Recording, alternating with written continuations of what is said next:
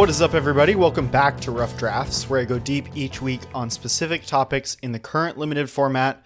My name is Sam Pratt, and we got a bit of a dense episode, so I'm going to jump right in. The idea for this episode started with this deck I drafted over the weekend. I'll do my best to explain what it's doing in podcast form, but I'm also going to link this in the episode descriptions, where I always link a couple example decks of what I'm talking about. By the way, if you haven't checked that out. So this is a blue-black deck. And most of my blue-black decks in this format are pretty mid-range to control. Honestly, most of my blue decks of any color combination have been pretty, controlling, or at least not aggressive. This one I would definitely describe as a tempo deck. It's got an Elegy Acolyte. That's the 4-mana rare that's one of the best cards in the set. It's got an End Stone at the top end. It also has a Mutavault as its other rare in the mana base. And because I had Elegy Acolyte, I ended up picking a lot of cheap evasive cards in 3 copies of the namesake of this episode, Illvoi Galeblade. I'll just read it out because it is the namesake of the episode. It is single blue mana, 1/1 flying flash, and you can pay 2 mana, sacrifice it to draw a card. This deck also has a couple of cheap threats in Illvoi Operative, which is the 2 mana 2/1 in blue that grows when you double spell. It's got a couple of Virus Beetles, a Perigee Beckoner, which is a card I really like. That's the 5 mana 4/5. When it enters, you can give something +2/+0, and when it dies, you return to the battlefield. And it's also got Warp. I'm playing a Wormwall Sweeper as another evasive threat. That's the 2 mana common spacecraft. I was pretty medium on this deck after I drafted it, and it ended up playing out very, very well. I ended with a 7-1 record. Like I said, most of the time I draft blue in this format, I end up being pretty mid-range or controlling. I had low confidence in the tempo strategy, but it ended up playing out very nicely and really caused some things to click for me in this format. I spent a lot of time last week talking about how I'd been losing a lot. Things have really clicked for me this week. I ripped 4 straight best-of-1 trophies in a row and then had a very near-miss black-red 6-3. I've been drafting a ton of blue. And most of what clicked for me this week revolved around gameplay. So we're going to take a really big step back from this deck, from Edge of Eternities. After I trophied with this deck, I was reminded of this article that someone showed me a couple years ago by Patrick Chapin called The Theory of Everything. It's a very lofty title. This is what I want to talk about in this episode this week, because I think a lot of the things in this article are really relevant to this format in particular. So I'm going to start by giving kind of a summary of what the article is. It's pretty long. I would recommend you read it yourself despite that. When I read it for the first time a couple years ago, and when I reread it this weekend, I walked away with a lot of useful takeaways about Magic and gameplay and how to think about the game. So I think you'll get a lot out of it if you're listening to this podcast and are very deep into Magic like me. Once again, it's called The Theory of Everything. I'm going to link it in the show notes. So I'm going to sort of summarize all the things that Patrick Chapin talks about in this article, and then we'll step back into Edge of Eternities and talk about this deck in that context and talk about the things that I really took away from the article that have helped me in the past week start winning a lot. So the article starts by talking about the grand unified theory of physics. So obviously that's a ridiculously lofty comparison to Magic. He does a really good job explaining what the grand unified theory is. Basically, there are these fundamental forces in physics: the electromagnetic force, the strong nuclear force, and the weak nuclear force. They're separate things, and the grand unified theory is kind of this theoretical bridging of all of those into the same concept. I really like that sort of stuff. It's not super relevant to this. Basically, Chapin breaks down Magic into 3 fundamental resources and basically uses this concept that these forces might be inextricably linked to one another to kind of give a unified theory of Magic gameplay. It sounds a little bit silly. It sounds like, what am I ever going to take away from this article that's actually going to help me win at Magic? I'll get into it. So just to quote some paragraphs from the article: Magic is a game of resources. You begin with some, you gain some over time, but all are just means to an end. All of the resources that we will define in a moment are tools that are used to create more and better options, as well as deny your opponent options. The most important of these options is the option to continue to play the game. The real object of a game of Magic, as far as winning at Magic is concerned, is to deny your opponent this option. So just take a step back. He's saying that the point of having resources in a game of Magic is to give yourself options. We'll talk about what these resources are in a second, but you can just, as a baseline, think about, well, if I have more cards in my hand, I have more options of things to do. If I have more creatures on the board, I have more options in attacking and blocking. If I have more mana, I have more options of things to spend it on, etc. There's also one more big resource that I haven't mentioned that's going to be kind of central to this episode. Continuing on. Every single resource / option you use in a game of Magic affects your ability to continue to play the game and your opponent's ability to do the same. At its core, Magic is a game of submission where every move you make should be leading to eventually taking from your opponent the option to continue the game. So this is a really interesting way of contextualizing what is actually going on in a game of Magic. You are acquiring resources. You're trying to deny your opponent certain resources so that they no longer have an option to continue to play the game, either by their life total reaching 0, they have no more cards in their library, etc. So he goes on to group all resources in Magic into 3 big categories. The first one has the wonkiest name. It's called Philosophy of Fire. And Philosophy of Fire is another old school Magic concept pioneered by someone named Adrian Sullivan, which was a pretty groundbreaking concept at the time. It really deals with the idea of your life total as a resource, not just for like spending it on things like Necropotence or Dark Confidant, but also sort of the idea when you're playing a burn deck that you just need 7 lightning bolts to win the game, or you need 10 shocks. I actually couldn't find a source for this original idea. I found a different Star City Games article called Philosophy of Fire from like 2004. That was definitely not the original thing. So if you know of where this originated, please let me know because I'm interested. I'm going to quote Chapin when he talks about Philosophy of Fire. The Philosophy of Fire deals with resources that you start with and get no more of unless you pay for them in some way with the use of specific cards. The most well understood example is that of your life total, but this also includes the cards in your library, how many poison counters you can endure without dying, and so on. This is really just a way of describing the option to continue playing the game. This is the resource that I most want to talk about today. The idea of your life total as a resource, not only as something that you can pay to do certain things, but also as a resource that grants you options. I'll get into that later. I'm going to talk about the other 2 big resources that he talks about. The next one is Tempo. Tempo deals with resources that you have opportunity to utilize every turn. The most important of these to understand, surprisingly, the land drop, but the untap phase and attack phase are also important. While they are not as relevant, this also includes the other phases such as upkeep and discard, as well as abilities that you can trigger or activate once or some amount per turn, like Planeswalker's Ice Manipulator. You start the game with absolutely no tempo, and it is only through the exploitation of parts of your turn or the denial of parts of your opponent's turn that you gain it. I actually think this is a pretty good way of describing it, especially in terms of something that you start the game with none of and you need to develop yourself, because that really relates to how you're developing your own board, your mana, the creatures versus your opponent.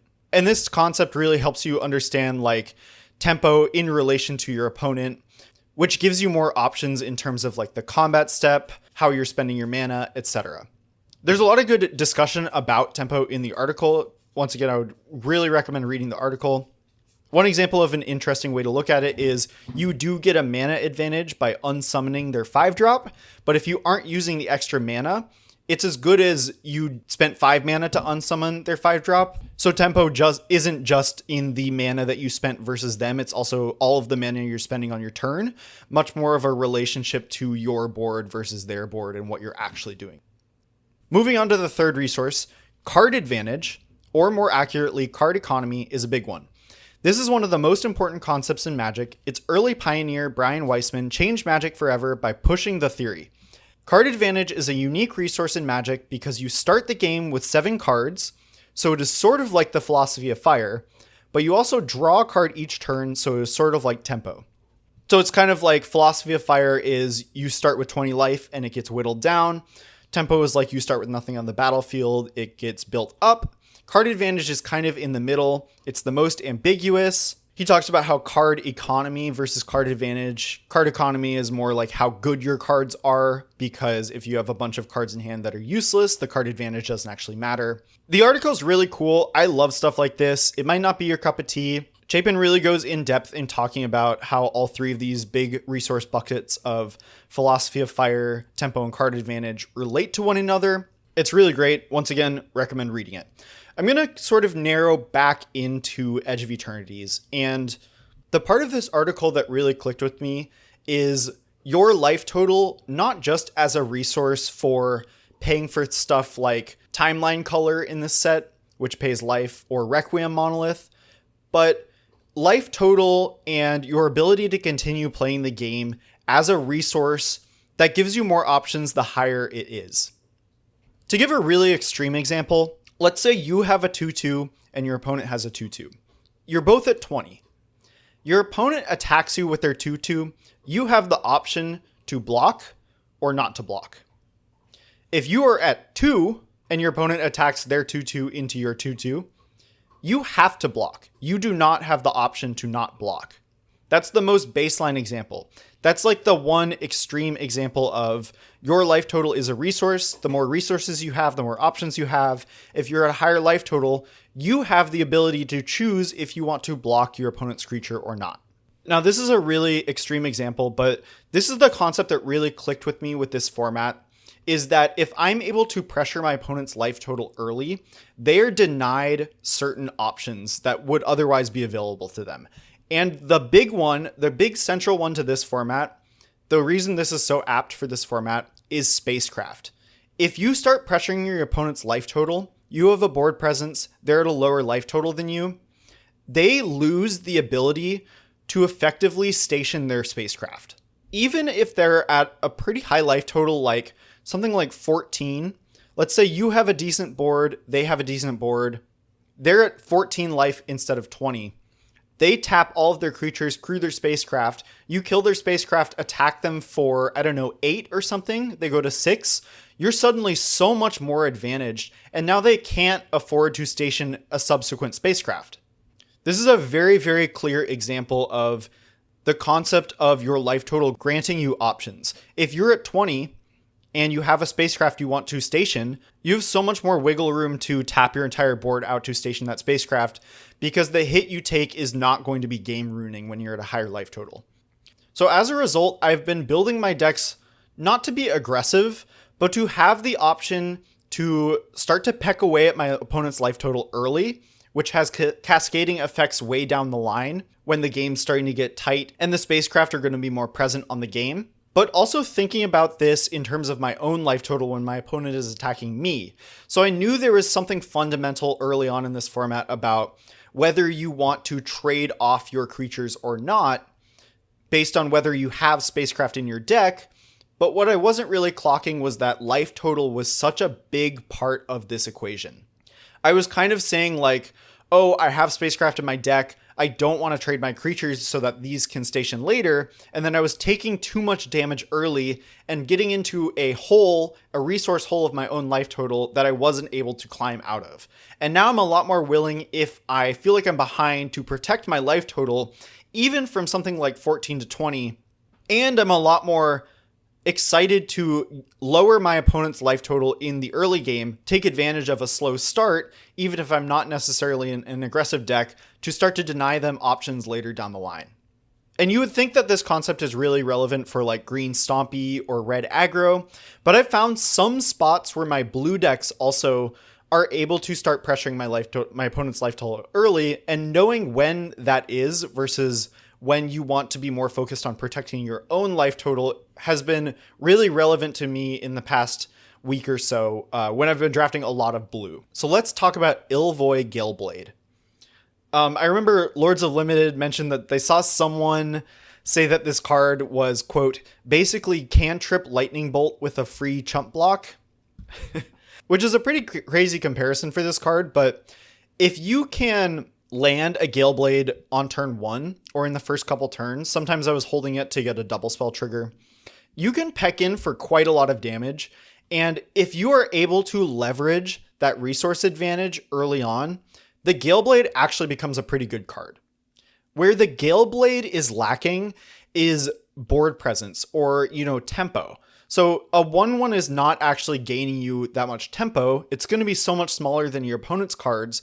You really want to use that to pressure your opponent's life total, and then the chump block mode, the block it, sack it, draw card, that can also sort of save you in a racing situation. If you're playing against a big green deck, you can block one of their 5/5s and sort of use it to gain 5 life and a card later on.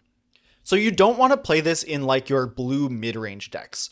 Like a blue-green deck is going to have a really hard time leveraging this little bit of chip damage, but this blue-black deck that I had, this works really well with LG Acolyte, pressuring the opponent's life total when I had a lot of small ball cards, let my small ball cards have an outsized advantage later in the game if I was able to get my opponent's life total lower early.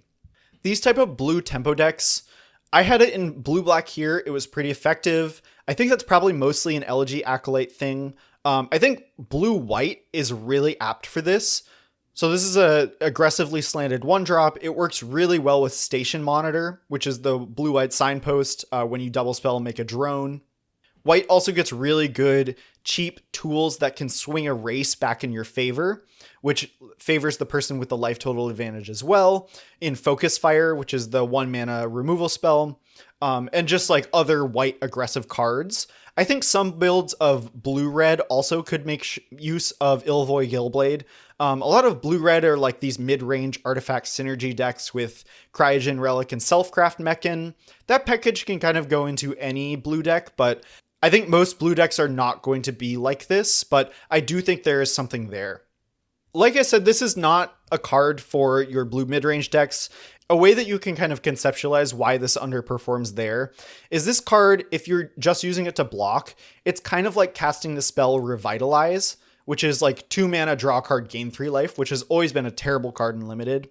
Or it's kind of like bolting your opponent's face when they're at 20, which in this case is kind of what you want to do. But if your deck isn't a deck that is looking like it wants that bolt damage, like that bolt damage is going to be relevant, the Galeblade is not going to perform well.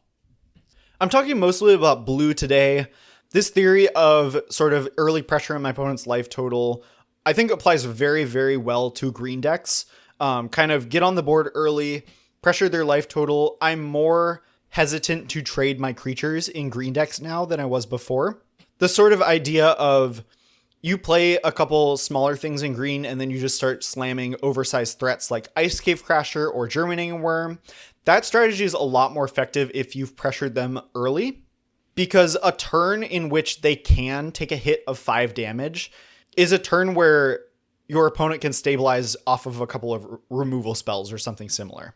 To talk about the deck that inspired this episode a couple more, I mentioned that I had the Endstone in the deck, and the Endstone is a 7-mana mythic. It's an artifact. Whenever you play a land or cast a spell, draw a card. At the beginning of your end step, your life total becomes half your starting life total rounded up, so it becomes 10 at the end of your turn.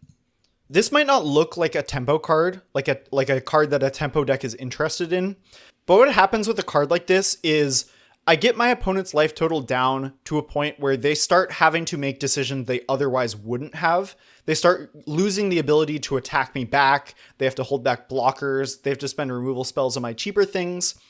And then the game sort of stalls out to a point where they start to stabilize and can sort of pull away on tempo and card advantage. You suddenly get time when you've already been pressuring them to slam a card like this and completely blow them out with card advantage. You have time to tap out for a brutal card advantage engine like this when your opponent can't punish you for not affecting the board. Like something like Weft Walking is so bad when you're already behind, or just like a tapping out for a draw 3. But if you're already ahead on life, you have the time to take a couple of hits back while you recoup the card advantage and overwhelm them that way.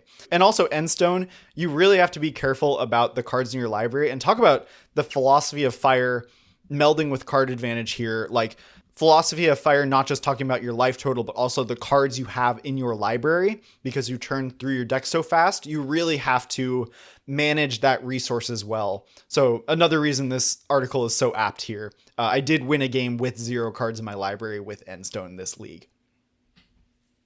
So that's going to wrap it up. I know this was kind of like a theoretical episode. I really think that gameplay is so important in this set, and I was really not clicking with the gameplay until this week.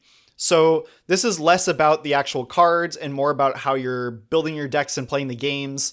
I hope this was helpful. If you want to reach out to me, you can find me on Blue Sky at sampratt.bsky.social. You can find me on Discord at samp6. And I also stream very occasionally on Twitch at samp_mtg. Thanks for listening. See you next week.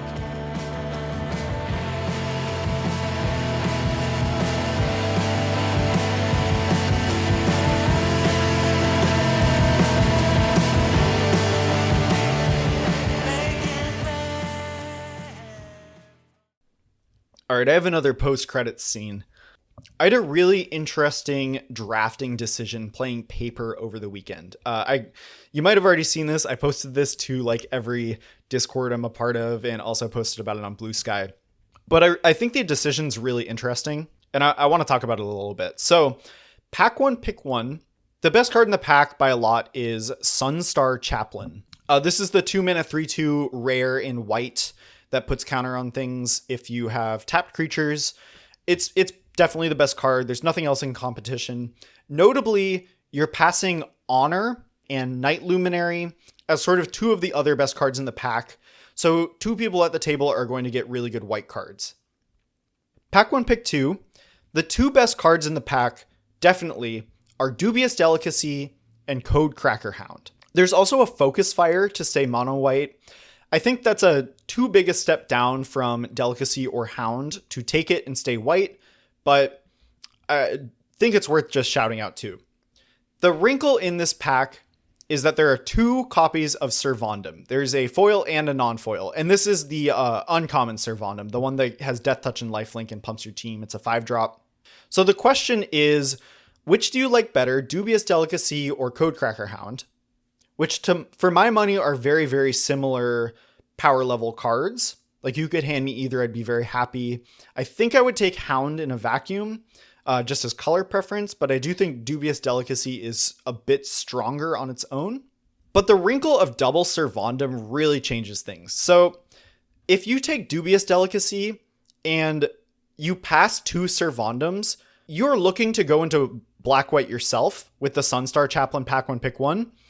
But you might be hooking 2 other people up at the table with a Servandum. So you feel like a god if you take Dubious Delicacy and you wheel one of the Servandums.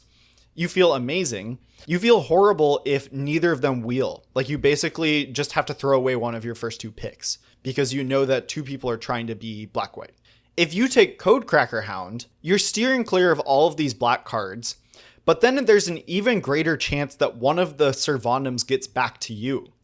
So the options are take Delicacy, try to wheel a Vondum and move into black-white and hope no one else gets sidetracked, or take Hound and hope that you're hooking everyone else up. I usually don't think too hard about what I'm passing, but I think this is such an interesting case. I ended up taking the Delicacy.